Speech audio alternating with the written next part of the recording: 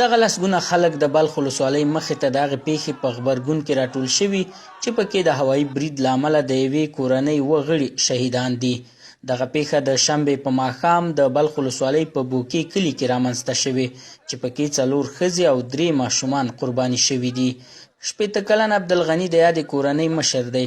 هغه شمشاد ته وویل چې د کور میرمنو ماښام د شپې لپاره خواړه تیارول او ماشومانو لوبې کولې چې تیاره راغله او بم یې پرې وغورځاوه. چې تیاره راغله وړکې اولان چاقي کینولې بمبارې پې وکړل سرو کړته پې وکړل کرش کې یو وار 2 وار وخت راټول نه شو کړه نور پاتې دی سرونه یو نشته ته زما لور وا په دغه کور کې په ډوډۍ په اچولو وخت راغلی وه ډوډۍ اچوله دیګي نه یا اچولې پاته نه بم پې راخطا کړی و ځای په ځای ماته کړی وه ماشومان په کوړه کې قتل کړي وو ولې داسې وشي ښایي دا سیاسرې دې واخیستلې په دې رقم دې مړې کړې چې دا ټوله ډنډ نارې بخاري نه روټه چې دا اوس موږ راتله چې زموږ سره داسې ظلم وشو دا ولې داسې ظلم را سره کېږي. په ولسي جرګه کې د بلخ د خلکو استازي او قومي مشران بلخ کې روان وضعیت سیاسي لوبه بولي چې له امله یو ځانګړی قوم قرباني کیږي.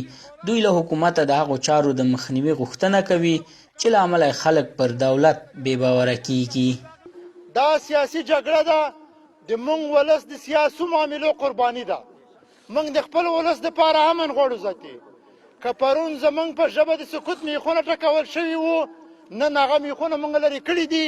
موږ دا بندې دروازې ماتوو.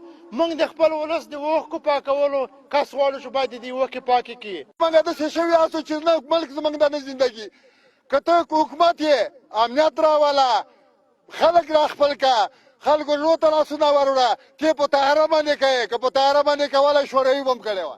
موږ هڅه وکړه چې د بلخ ولسوالۍ د دغه هوایي برید په تړاو د بلخ د سیمه ییزو چارواکو نظر واخلو خو چا په دې اړه خبرې ونه کړې.